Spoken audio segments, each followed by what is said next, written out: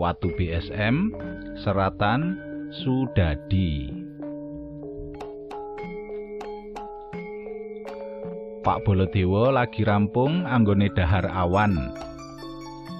Lalapan pete karemenane mau ora tau keri.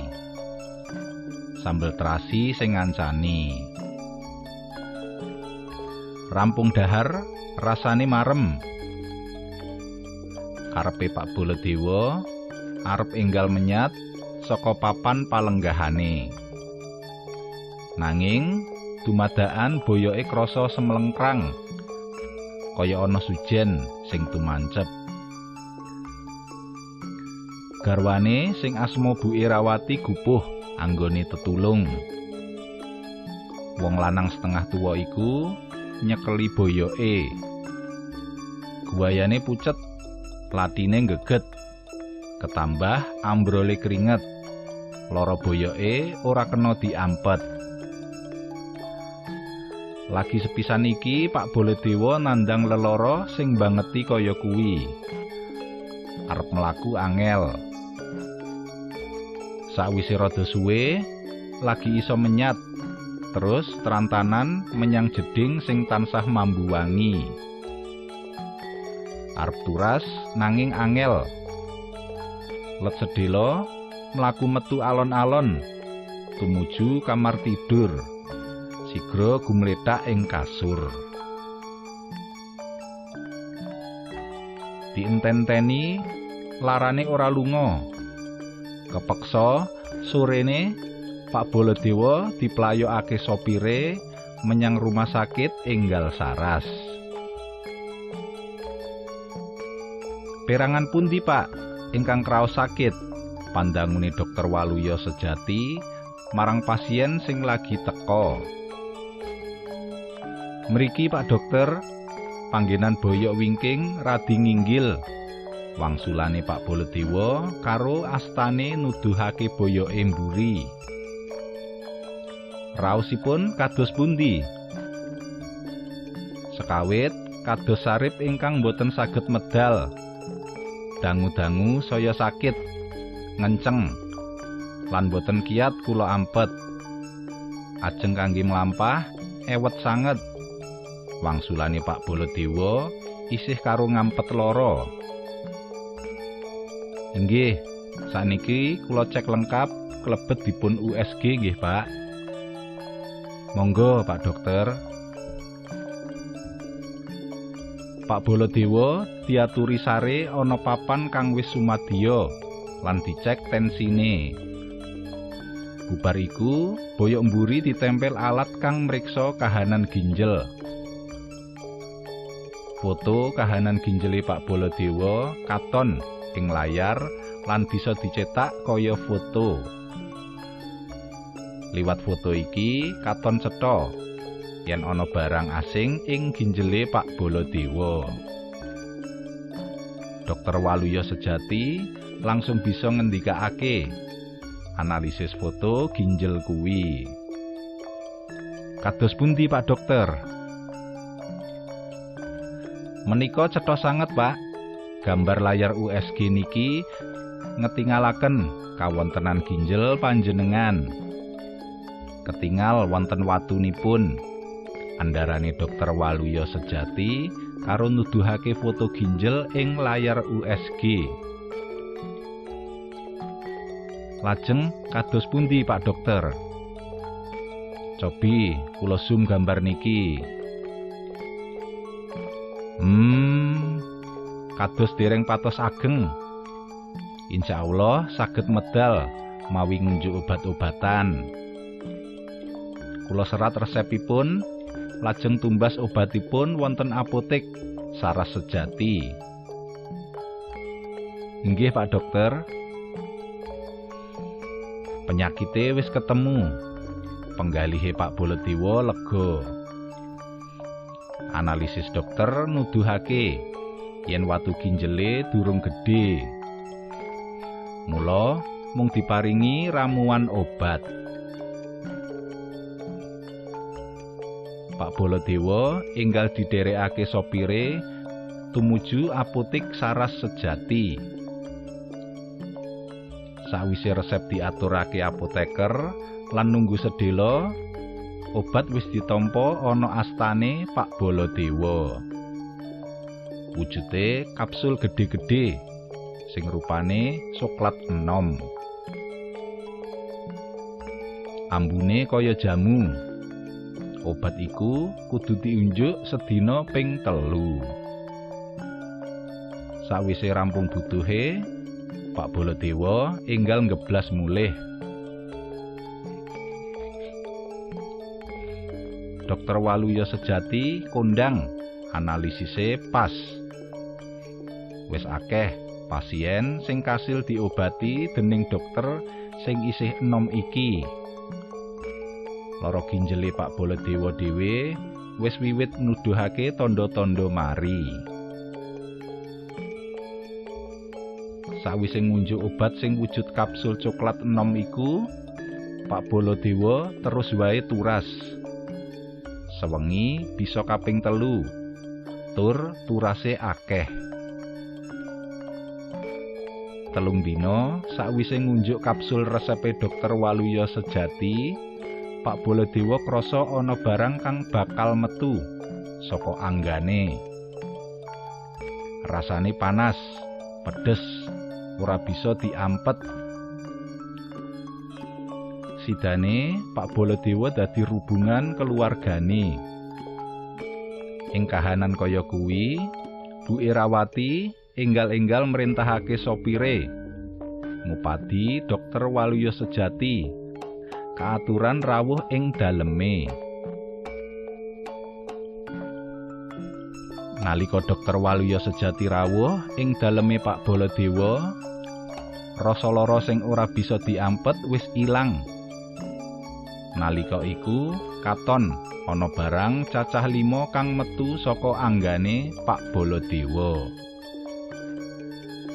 Sing siji gilik dawa, siji meneh bunder rada gedhe, siji meneh gilik dawa, lan loro meneh bunder cilik-cilik.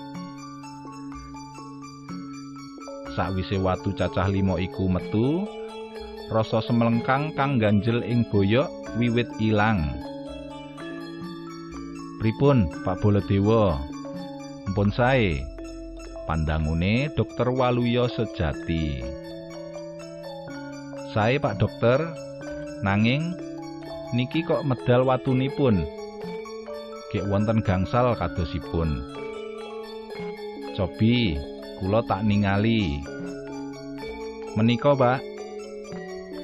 Dokter Waluya Sejati terus ngumpulake watu-watu mau lan diothak-athik posisine nganggo dom. Watu gilik dawa, bunder rada gedhe, watu gilik dawa meneh, terus bunder cilik-cilik cacah 2. Nalika diothak-athik, watu-watu mau bisa mbentuk konfigurasi angka 10%.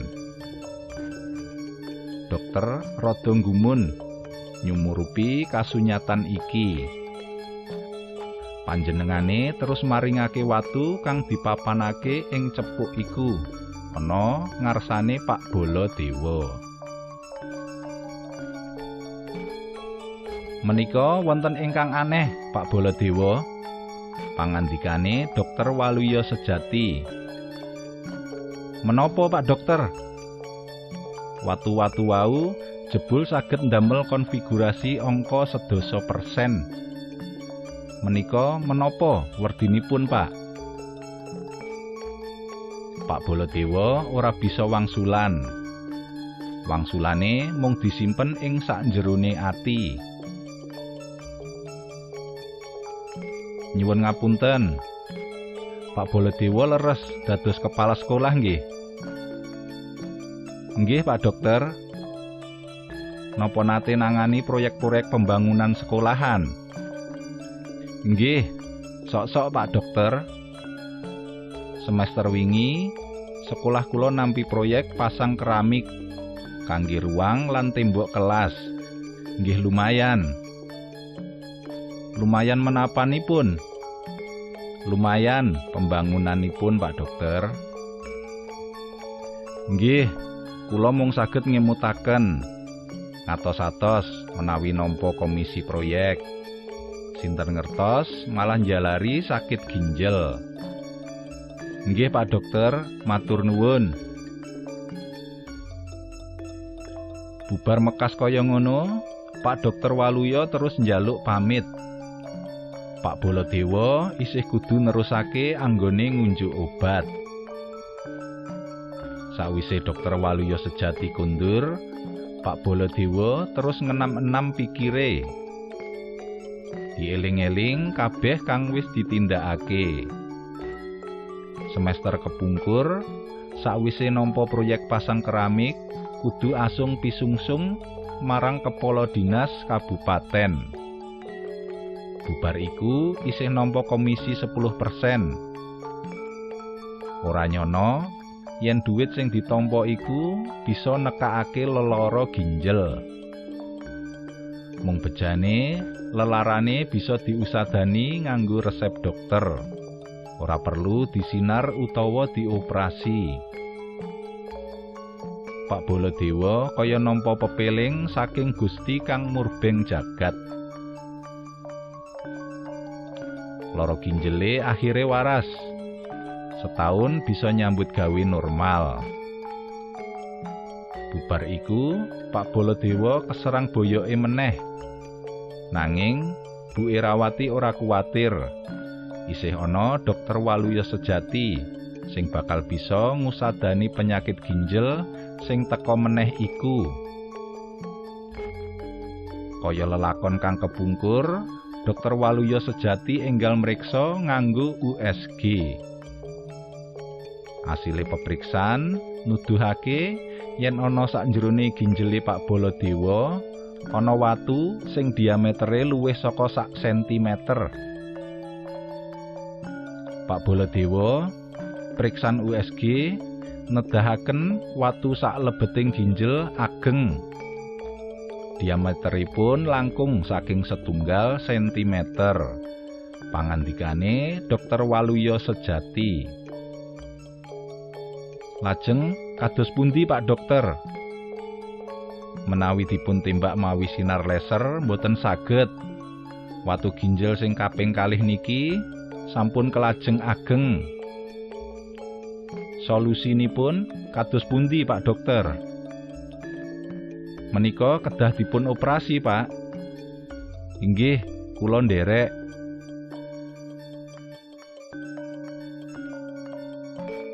Rumah sakit Enggal Saras wis duwe fasilitas kang komplit. Operasi watu ginjel iku bakal ditangani Dokter Waluya Sejati dhewe. Ing tangane dokter ahli kang mumpuni kuwi, operasi bisa mlaku kanthi rancak. Dokter nemokake watu sak pucuk jempol gedene. Bisa dibayangake kaya ngapa larane yen watu sing sakmono gedene mondhok ana njero ginjel. Sawise dirawat sawetara wektu, Pak Baladewa dikeparengake kundur ninggalake rumah sakit Enggal Saras. Watu asile operasi iku uga banjur digawa kundur. Ana omah akeh tepungan, tangga lan sedulur kang niliki. Saben-saben kang tilik mesti nyumurupi watu sak jempol mau. Nalika guru-guru ing sekolahane Pak Baladewa tilik, watu iku uga dituduhake marang para guru. Nalika dicekel Pak Fatoni, cepuk kang isi watu ginjel iku kesenggol astane Pak Sakirun. Cepuk tiba. Watu oncat saka cepuk. Watune sakala natap keramik lan pecah dadi loro. Sing gumunake ing tengah-tengahe watu ginjel sak jempol iku ana tulisan BSM. Ing kamangka kabeh nyumurupi yen BSM iku singkatan Bantuan Siswa Miskin. Kabeh padha gedhek-gedhek. Ora nyono yen Pak Baladewa wis dahar jatahe bocah-bocah miskin nganti dadi watu ana sak jerone ginjele.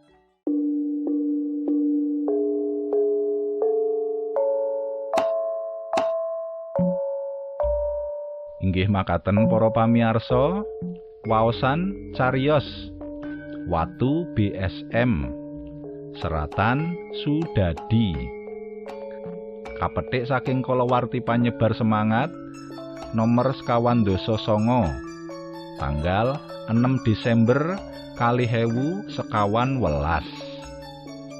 Matur nuwun.